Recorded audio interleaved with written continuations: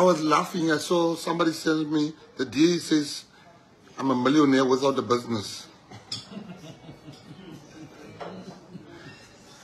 My fee at Goldfields is my expertise.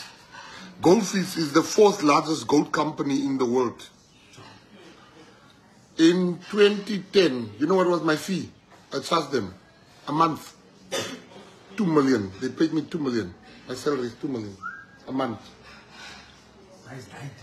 2010, they paid me 2 million. 2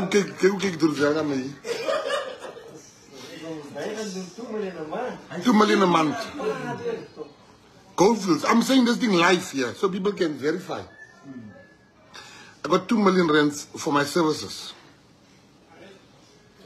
2 million. I went to, and from there I would pay my team.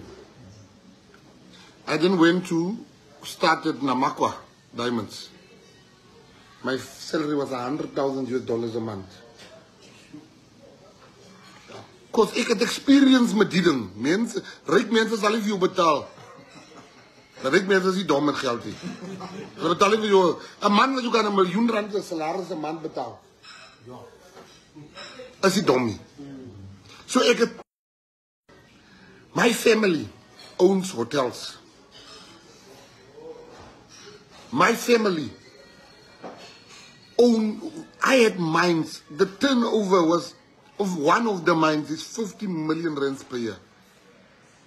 These things are there. I own the biggest publishing company in this country. It was only best-selling books.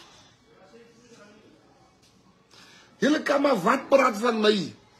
Die Here het my geseën. We own an aviation company. We own an aviation company. We've got jets that we lease. We've got some that the family owns. Nie een.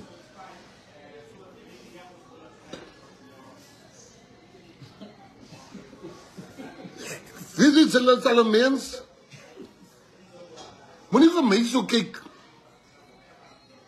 No, Keaton, why doesn't he have a business? Because they is no doubt. Hy het 'n company geregister wat nooit getrouwd het nie.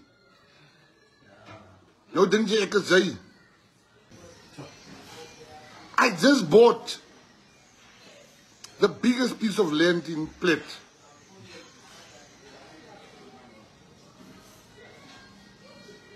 Paid for it. Millions. 2 weeks ago. My family. Julle is vertraag. In Engels, vertriegels.